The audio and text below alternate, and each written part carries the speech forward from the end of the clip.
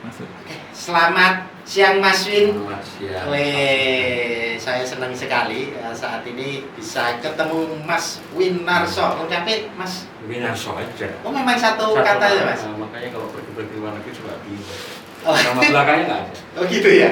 Oke teman-teman Wedanger semua. Jadi ini kita berkesempatan bertemu dengan ahli dan praktisi hukum. Wih, beliau ini dari Jakarta. Kebetulan main ke Jogja. Ini tadi ada kegiatan bareng di Mitra Wacana. Lalu kita sempat sharing-sharing. Beliaunya sharing-sharing, kita dengerin sih. Lalu ini kita Mas, kita bahasane nek diculik ngono ya Mas. Neng EB ora itu. Nah, ini juga kita amankan yuk Mas, sharing-sharing juga di mampir wedangan. Walaupun nggak ada wedangnya, nanti wis bar wedangan ya Mas. Oke, kira-kira gitu kita akan ngobrol-ngobrol. Beliau ini ahli hukum, lalu nanti cerita soal sedikit lah sejarah Mas Win dulu di mana aja, karena kan kaitannya dengan soal hukum. Dan beliau ini konsultan hukum juga. Saya pengen menggali itu Mas, nanti bisa cerita-cerita lah problem-problem hukum, lalu jadi konsultan hukum itu konteksnya yang bisa digarap yang seperti apa misalkan sejauh ini soal pengalaman. Kayak gitu ya Mas? Iya. Monggo Mas cerita sedikit soal Mas Winarso itu. Jadi sebenarnya kalau saya nggak banyak yang bisa diceritakan ya. Saya itu dulu di sini pernah jadi lawyernya LBH Jogja pada zaman sebelum tahun 2000 ya, sebelum LBH Jogja ya dulu. LBH Jogja saya. Makanya saya kenal dengan teman-teman di sini masuk di Mitra Wacana ini. Setelah itu saya pindah ke Jakarta. Saya di LBH itu ada sampai tahun 2000 ya, dari tahun 94 sampai 6 tahun ya. Kemudian saya pindah 94 sampai 2000. Ya. Kemudian saya pindah ke Jakarta karena saya bekerja untuk sektor pabrik. Saya menjadi investigator ombudsman selama beberapa tahun. Kemudian saya resign dan kemudian saya kembali lagi ke dunia advokat, dan sekarang di Jakarta praktek sebagai konsultan hukum, dan tadi yang seperti kita jadi materi diskusi ya, konsultan untuk ya kalau saya bilang, kalau cara brandnya itu manajemen anti swap atau anti bribery management system gitu ya. Ya soal tata kelola lah sebenarnya, tata kelola pada umumnya baik di sektor publik dan privat. Saya bersama dengan teman-teman di Jakarta. Oke, nanti kita akan kulik-kulik itu, yang khususnya yang terakhir. Tapi tetap kita akan coba. Beliau kan dulu di Jogja nih ya, di LBH ya. Di LBH itu kan dulu juga advokasi ya, pro bono lah ada, lalu teman-teman Semua pro bono. Oh, pro bono semua ya? Kalau di LBH pasti pro bono. Oh, pasti pro bono ya. Oke, lalu aksi-aksi demo itu oke. kan pasti ya. Mungkin sedikit cerita lah, Gini. Mas, aktivitas muda Iya. sampeyan. LBH itu zaman dulu, zaman sebelum reformasi ya, itu memang menjadi simpul bagi tempat kelompok-kelompok baik mahasiswa, NGO, bahkan jurnalis ya, semua akademisi itu kalau misalnya ada masalah-masalah pasti akan diskusi dengan kami, termasuk kalau ada kasus-kasus yang menimpa masyarakat, kami bersama dengan elemen-elemen lain itu akan melakukan advokasi. Contoh yang pernah saya tangani itu misalnya kasus Gedung Ombo. Walaupun saya tidak mulai dari awal, tapi kan Gedung Ombo di akhir-akhir 90-an itu kan kembali lagi, dan saya kebetulan ikut menangani yang bagian Sragen ya. Kemudian kasus-kasus pertanahan, perkebunan di sekitar Jawa bagian selatan gitu ya. Dan kalau kawan-kawan di Jogja ingat meninggalnya wartawan Udin, wartawan Benas. Saya adalah salah satu tim hukum dari keluarga Udin bersama dengan tokoh lawyer hakim agung legendaris dari Jogja, Pak almarhum Pak Arjo Almosa. Jadi Pak Artijo itu dulu adalah mantan direktur LBH. Saya masuk LBH Pak Artijo sudah berganti menjadi Mas Nur Rismanto. Oh. Tetapi kalau menangani kasus sidang itu Pak Artijo masih ikut. Nah, saya itu masih pupuk bawang jadi lawyer, saya tukang keteknya Pak Artijo. Kalau Pak Artijo bikin gugatan, bikin pledoi dan sebagainya, Pak Artijo yang bicara konsepnya begini-begini, saya akan merumuskan menjadi sebuah dokumen hukum bersama teman-teman LBH yang lain. Kalau mungkin yang sudah tahu LBH zaman tahun sebelum 2000 pasti kenal namanya Pak Budi Hartono, Pak Budi Santoso, ada lagi teman saya di dokumen Dr. Teguh Purnomo dan sebagainya. Nah itu pada waktu itu.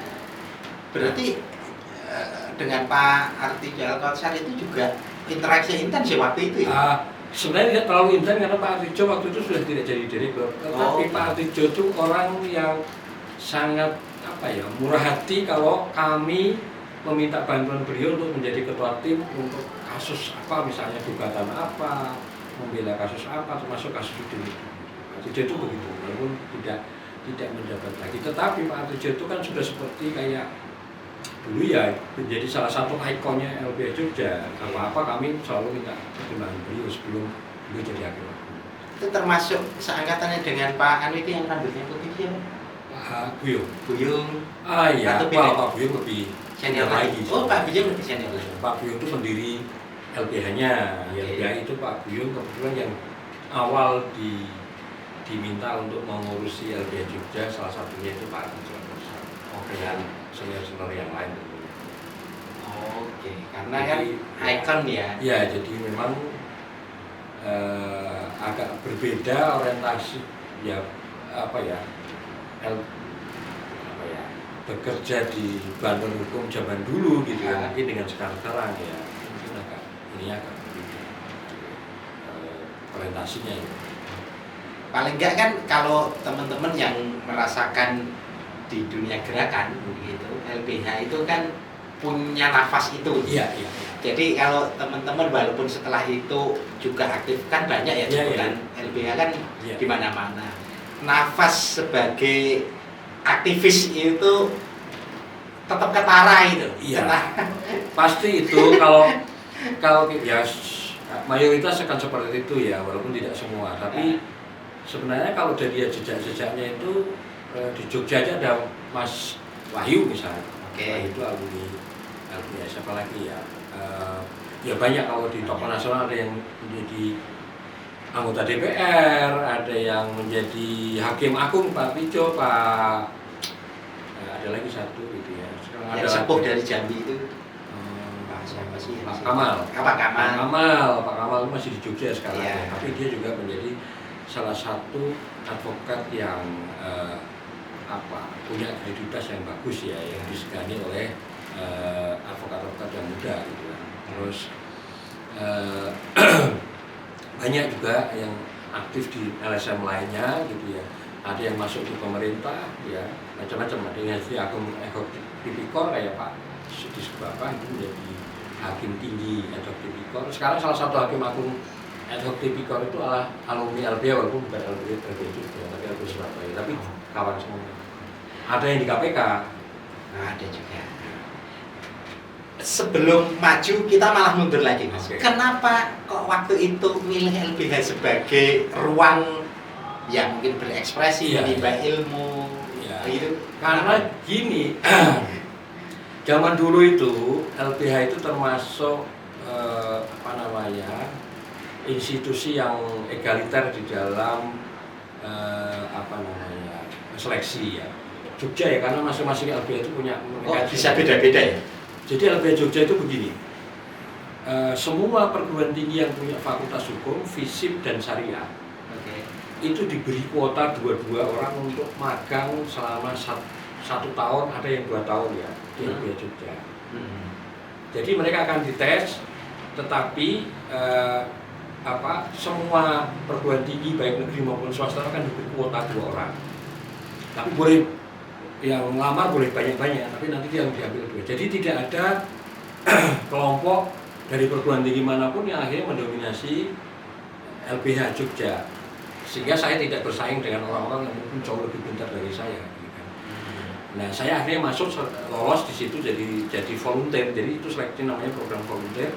Kemudian dari volunteer lah kemudian diseleksi kalau dia layak akan menjadi itu namanya pembela umum. Kenapa namanya pembela umum? Karena karena di pengadilan itu kita ketemu penuntut umum. Jaksa sebenarnya kan dulu kita kasih nama pembela umum deh biar face to face dengan jaksa gitu kan. Pembela umum itulah orang lawyer yang direkrut LBH gitu kan. Nanti karirnya ya sampai jadi kepala divisi atau menjadi direktur, setelah itu mau buka kantor advokat biasa juga bisa dan sebagainya. Jadi dari sekian orang itu pasti hanya mengerucut ke beberapa orang yang sampai kuat sampai 1 tahun dari volunteer atau bahkan 2 tahun dari volunteer. Yang kuat-kuat itu biasanya akan diambil untuk jadi staff. Lalu mulai situlah diberi tugas bagaimana lawyer yang di LBH. Walaupun pada waktu volunteer mahasiswa itu kan sudah diberi kasus, karena kasus itu LBH itu dulu bisa 1 tahun bisa nangani 1000 klien gitu, 1000 orang yang banyak ya. Pada waktu itu karena nggak ada lembaga lain yang di luar pemerintah itu kan hanya ada PES dan LSM ya. Salah satu LSM yang menangani pengaduan itu ya LBH itu waktu itu. Belum ada ombudsman, belum ada komisi informasi, belum ada ya Komnas HAM sudah ada tapi hanya di Jakarta aja kan. Nah kami itu bisa 1 tahun pada tahun-tahun 97, 96 itu bisa 1000 orang datang kita bantu, walaupun itu hanya konsultasi. Nggak semua kita tangani sampai sidang. Dulu kan prinsip kita hanya kasus namanya kasus struktural yang kita tangani ya. Jadi kasus yang individual itu biasanya kita bantu, kita didik mereka, kita kasih tahu bagaimana cara berhadapan dengan pemerintah atau penegak hukum lainnya. Baru kalau misalnya ini urgent, misalnya ada sekelompok petani dipukuli dan sebagainya, baru kita turunkan lawyer untuk membela dia di pengadilan. Berarti waktu itu Chan masuknya masih mahasiswa loh ya? Masih mahasiswa. Semua untuk konteks zaman itu semua mulai dari setelah angkatan karena Pak Arjo itu pertama ya, angkatan Pak Arjo ke atas itu pertama. Setelah itu semua itu modelnya volunteer. Jadi semua dikasih waktu untuk magang di situ, dididik, kemudian dari situlah kemudian diangkat. Semua mahasiswa. Enggak sengaja memang tidak merekrut lawyer-lawyer atau sarjana-sarjana hukum yang sudah jadi. Tapi memang dari mahasiswa sudah diarahkan untuk jadi lawyer LBH. Kalau dia lolos ya lanjut, kalau enggak ya udah cari profesi yang lain.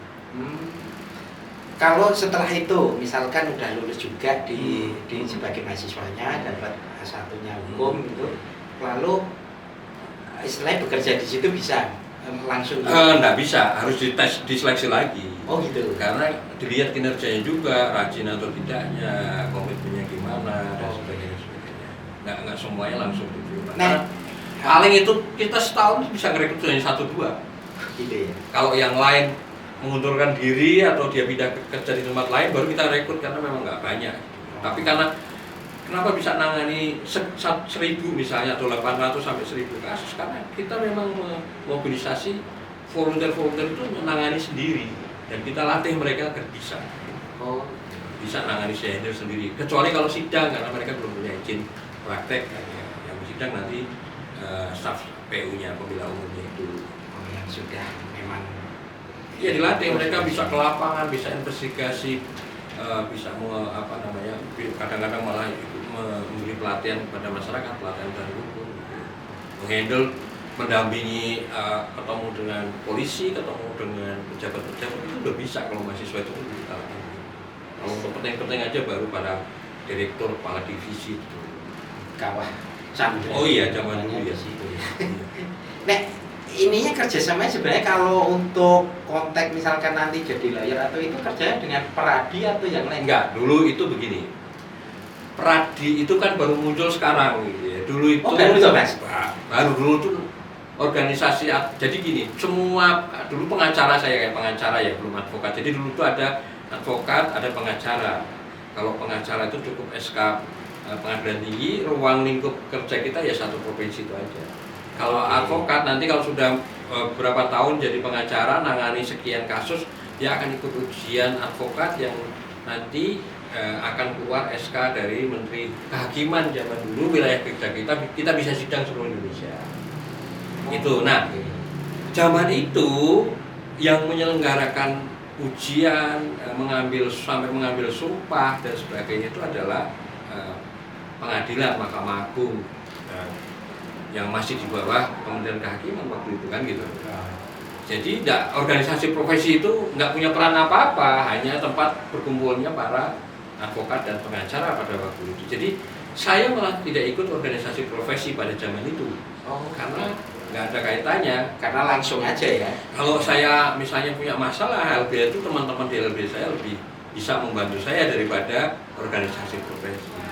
Nah, berbeda sekarang karena rekrutmen untuk menjadi advokat itu dilakukan oleh organisasi profesi. Lalu kalau ada perpanjangan keanggotaan juga dari organisasi profesi, maka sekarang mulailah ada Peradi dan kawan-kawannya yang sekian puluh organisasi profesi, yang dulunya satu sekarang jadi banyak. Sekarang nggak hanya Peradi? Enggak, banyak ada. Kan dulu saya Peradi aja ada versi, ada 3 versi, mungkin lebih dari 3 ya. Lalu ada AI, ada KAI, ada apalagi tuh Ferrari, banyak sekarang organisasi profesi advokat terlalu banyak, dan itu ya menjadi masalah juga. Tapi cantolan hukumnya memungkinkan untuk itu nggak masalah? Nah, sekarang itu harus semua satu? Ya, nggak. Sekarang itu boleh kok, semua yang ngajukan itu diambil sumpah oleh pengadilan tinggi, karena yang mengambil sumpah oleh pengadilan tinggi kan. Artinya itu secara hukum itu boleh, gitu. Walaupun kadang-kadang di antara mereka juga saling menggugat kalau ada perebutan kepengurusan gitu ya. Kadang-kadang setelah dia nggak jadi pengurus, lalu jadi bikin organisasi baru lagi, jadi semakin banyak gitu. Nah, problemnya organisasi advokat itu nggak punya kode etik yang sama. Nah, itu jadi masalah, sehingga kalau ada advokat bermasalah di satu organisasi, ya kalau organisasi itu nggak memproses ya susah juga. Padahal advokat itu perannya strategis dalam rangka membangun sistem hukum, membangun sistem integritas paling tidak di sektor penegakan hukum di Indonesia. Selain dia bermasalah di organisasi itu, ada seperti itu. Itu jadi masalah sekarang begitu. Kenapa ini penting saya ngobrol soal tadi ya, soal LBH? Karena LBH itu kan cukup terkenal ya, tidak hanya di Jogja ya, maksudnya kan dia banyak, dan itu karena itu tadi pro bono. Jadi teman-teman yang memang membutuhkan bantuan hukum ya makanya LBH kayak itu ya. Dan secara spirit teman-teman yang tergabung di LBH itu terasa betul. Sensitivitasnya secara sosial juga. Kira-kira. Jadi saya tertarik untuk gali itu loh Mas. Ya, jadi memang dulu pertama pro bono ya, jadi kita yang menangani perkara tapi tidak berpikir akan dapat duit dari perkara. Nah, itu berbeda dengan lawyer-lawyer profesional. Jadi dulu urusan membiayai operasional LBH itu dipikirkan oleh yayasan. Nah, yayasan yang cari uang sendiri untuk operasional kantor-kantor LBH sama stafnya. Kami hanya berpikir kalau ada kasus ya kita tangani. Dan itu sangat ketat di LBH itu, kita bahkan tidak boleh menerima imbalan dari klien. Kalau kita ketahuan menerima, ya pasti kita akan dikeluarkan, kan gitu. Walaupun demikian kita juga nggak bisa semua klien kita tangani kan, hanya klien-klien tertentu ya, karena resource kita sangat terbatas. Nah, jadi hampir semua alumni LBH di bawah LBH itu memang punya sense yang sama dalam berpikir, kan dulu kita sering diadakan forum-forum untuk mengasah perspektif sebenarnya gitu kan. Kalau melihat kasus tanah, bagaimana terjadi di sana sama, ini kita strateginya harus sama dan sebagainya. Kemudian kalau ada kasus yang terus-menerus terjadi, misalnya penggusuran gitu ya, analisa kita nggak cuman ini hukumnya seperti ini, kasusnya seperti ini nggak sesuai dengan hukum, bukan begitu. Kita lihat ini kenapa seperti ini gitu kan, kenapa terjadi penggusuran di mana-mana, karena ada fenomena misalnya pembangunan yang melupakan orang-orang yang tidak punya akses terhadap keadilan, sehingga mereka bisa digusur begitu saja kayak kasus Bromo gitu kan. Orang kalau dia tidak mau terima kompensasi yang sangat murah, ya sudah, kampungnya terendam air, Kalau dia nggak mau pindah kan begitu zaman dulu. Kalau nggak didatangi tentara misalnya zaman dulu ya. Nah itu kalau beda sekarang mungkin kalau kompensasi terhadap pembebasan tanah itu cukup besar lah kalau untuk jalan-jalan infrastruktur dan sebagainya. Kalau zaman dulu kan nggak begitu. Nah itu namanya kalau kita menamakan ini ada problem struktural. Nah itu kemudian kalau di dalam bantuan hukum ada namanya konsep bantuan hukum struktural. Makanya bantuan hukum struktural itu lawannya adalah bantuan hukum konvensional. Bantuan hukum struktural itu adalah bantuan hukum yang diberikan karena kasusnya itu punya kaitannya dengan struktur, misalnya pemerintah, kekuasaan, ekonomi dan sebagainya. Bukan kasus yang muncul individual.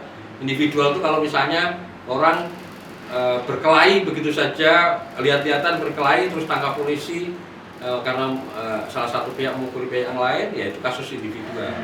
Jadi itu tidak diterapkan sebagai kasus yang struktural.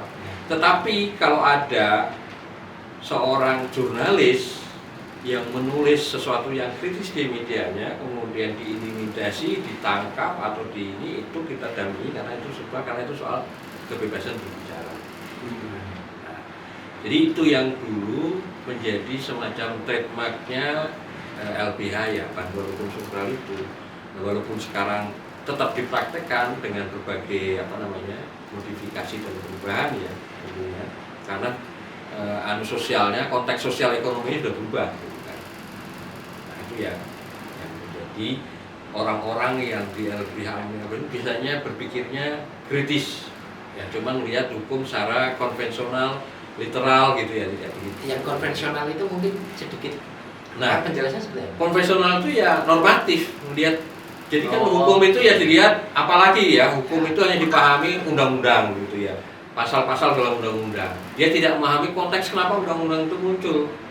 Kalau undang-undangnya salah, ya nggak peduli gitu ya. Ya sepanjang faktanya sesuai dengan undang-undang ya sudah. Kalau faktanya tidak sesuai dengan undang itu ada masalah gitu saja. Sans keberpihakannya nggak muncul ya, di situ. Kalau orang berpikir struktural, kalau dari sisi hukumnya saja sudah bermasalah, kesininya akan bermasalah terus gitu loh. Maka yang harus benahi adalah bagaimana mengadvokasi dari mulai kebijakan gitu. Jadi kita nggak menangani kasus yang perindil-perindil gitu. Kita harus lihat apa masalahnya gitu kan. Apa masalah strukturalnya gitu. Itu jawaban dulu.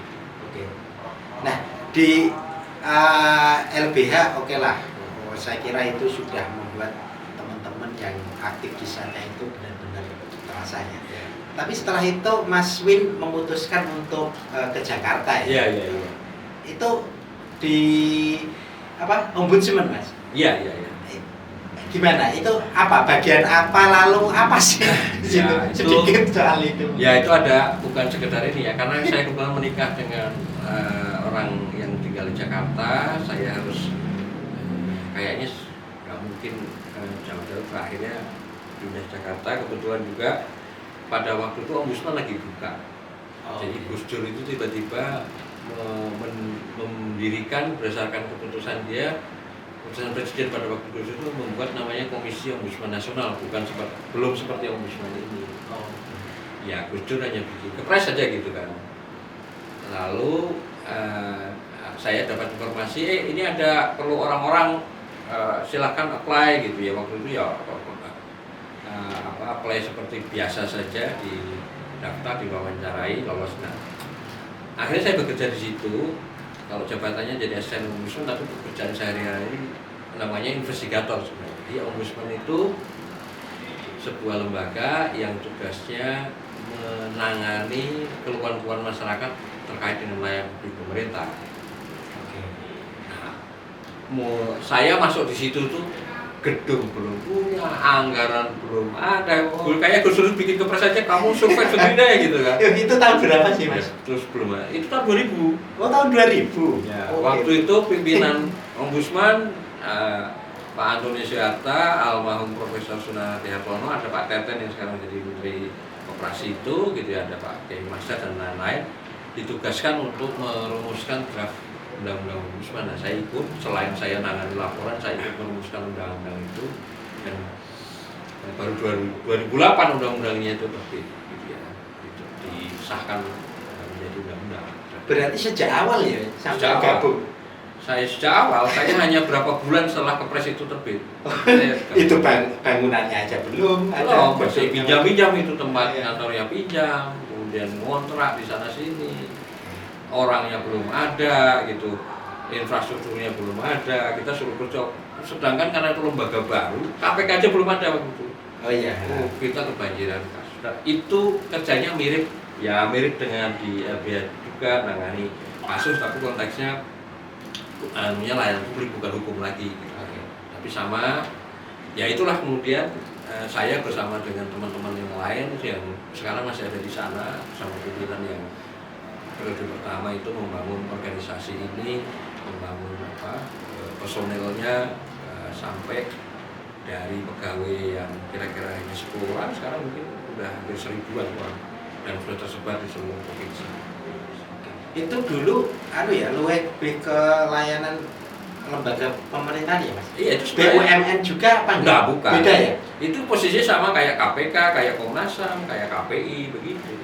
Enggak, maksud saya kan Jogja itu dulu juga ada Oh ombudsman iya daerah yang apa itu swasta sama apa penanganannya. Iya. Maksud saya kalau ombudsman nasional itu waktu itu Penanganannya pemerintah aja. Pemerintah aja ya. Termasuk BUMN juga sih. Oh, BUMN? Iya, tapi masuk. Tapi swasta enggak. Oke. Nah, tapi begini, sebenarnya praktek ombudsman itu di berbagai negara kan macam-macam, ya kan?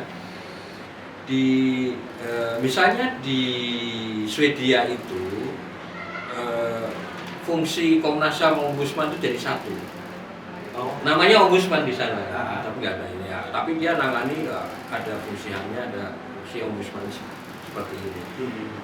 Di Korea Selatan itu fungsi Komnas HAM, fungsi ombudsman dan fungsi KPK jadi satu. Oh iya? Iya, jadi satu. Ada yang kalau yang klasik itu memang namanya ombudsman, ya nangani aja ombudsman. Sebenarnya kan konsepnya sederhana ya.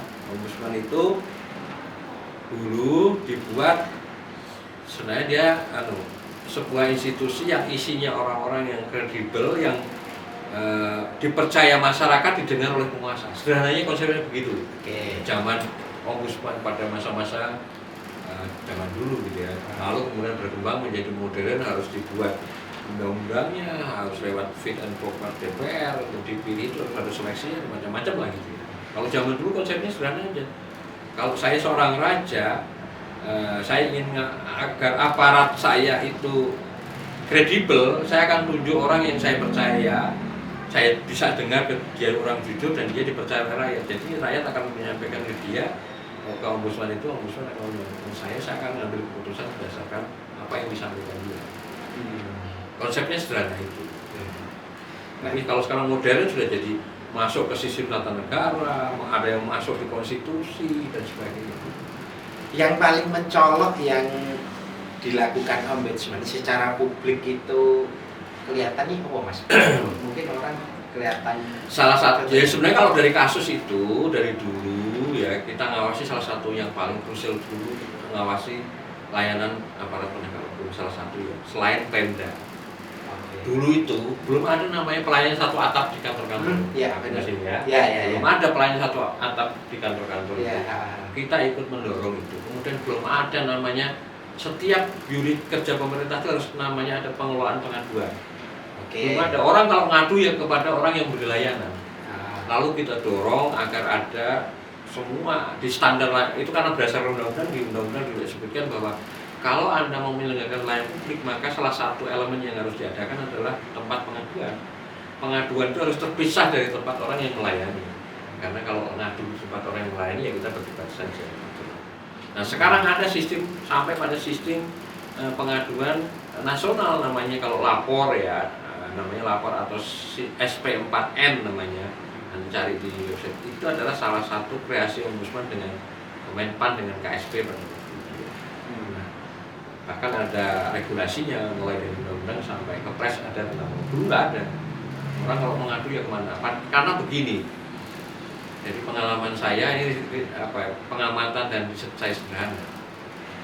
Negara-negara yang sangat maju, yang sangat korupsinya paling sedikit itu adalah negara-negara yang bisa mengelola komplain dari masyarakat dengan bagus. Jadi gini, negara-negara yang bagus itu dia kalau kalian makin banyak komplain ke masyarakat, kami bagus, kami akan bagus kinerjanya karena selalu dikomplain dan bisa memperbaiki layanan kami. Itu sudah dilakukan maka kemudian di negara-negara kayak terutama Skandinavia itu mendorong masyarakatnya dan memberi kanal-kanal yang bagus masyarakat untuk komplain layanan publik. Nah, dari komplain itulah kemudian menjadi bahan untuk membuat kebijakan. Jadi komplain itu sangat berharga untuk perbaikan-perbaikannya ya. Kalau kita sebagai aparat pemerintah, komplain itu harus dianggap sebagai harta karun. Kalau nggak komplain kita nggak tahu layanannya kan bolong-bolongnya nggak tahu. Iya nggak tahu. Tapi masalahnya kan budaya kita itu belum sampai ke situ. Komplain itu mengganggu dia loh. Kalau kita sebagai pejabat komplain marah gitu kan. Atau begini, pejabat kita kalau komplain kita sedikit berarti bagus dong ya. Belum tentu karena kamu mungkin nggak menyediakan tempat untuk komplain gitu kan. Nah, padahal kalau komplainnya banyak, ya banyak itu tidak selalu bagus. Tapi komplain sedikit itu di dalam negara yang yang maju itu nggak bagus. Harus selalu komplain gitu. Nggak ada komplain. Coba kita lihat ya, komplain yang diterima di Ombudsman Australia, di Swedia itu jauh lebih banyak daripada di Indonesia. Aneh kan? Yang dikelola mereka itu lebih banyak. Padahal kita melihatnya udah baik-baik aja. Padahal ternyata komplainnya banyak. Penduduknya lebih banyak kita. Harusnya kita komplainnya lebih banyak. Itu kerja-kerja di Ombudsman itu. Kalau ada laporan, nah saya yang melakukan investigasi dan teman-teman yang lain. Tugas saya itu. Lalu ini Mas, ini menarik karena gimana ya? Bagaimanapun ini kan soal perjalanan pengalaman soal hukum. Iya. Jadi sebelum sampai akhirnya Mas Win ini juga berkecimpung di konsultan hukum lah. Mungkin nanti cerita juga soal itu. Tapi saya kira pengalaman di Ombudsman ini memberikan maksudnya gambaran yang lebih luas soal layanan publik gitu. Soal good governance. Good governance ya benar. Ini Mas, catatan soal sebagai ini sudut pandang yang berkecimpung udah lama ya di Ombudsman. Sebenarnya problem good governance itu sendiri dalam konteks di Indonesia ya jadi kurangnya apa sih? Kurangnya apa? Jadi gini, rumusnya itu sederhana. Kalau layanan publik itu bagus, tidak ada suap, tidak ada korupsi, maka semua akan berjalan dengan baik. Oke, ya.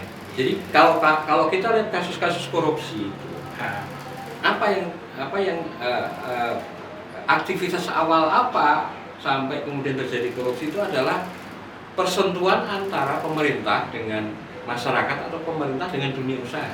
Oke. Di dalam misalnya ngurus perizinan, misalnya ikut bidding untuk pekerjaan di pemerintah. Ya, ada markup, ada suap dan sebagainya untuk dapat proyek dan sebagainya.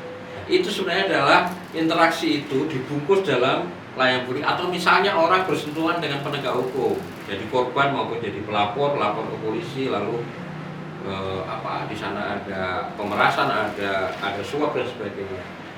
Nah, problemnya adalah karena itu tadi layanan publik kita itu harus benar-benar berintegritas, ya selain mudah aksesibel ya bagi siapapun gitu ya, tapi harus lebih mudah dan berintegritas dan ya transparan gitu. Sebab saya melihat ada progres lah ya. Walaupun pada akhir-akhir ini agak stagnan gitu ya, tetapi dulu kalau tadi saya lihat nggak ada pelayan satu atap, orang ngurus apa-apa masih dari satu meja ke meja lain gitu kan. Zaman itu sekarang kan bayar apa-apa bisa langsung ke bank. Jadi urusannya tinggal ini lagi, nggak ada duit lagi kan gitu ya. Walaupun masih ada modus kejahatan itu selalu macam-macam gitu ya. Dan semakin berkembang juga. Tapi problemnya kalau kita mau pemerintah itu bersih, perbaiki layanan publik yang bagus, ya, perbaiki semua aparat penegak hukum, gitu ya, itu selesai. Karena problem sekarang satu-satunya yang paling krusial di Indonesia adalah soal korupsi.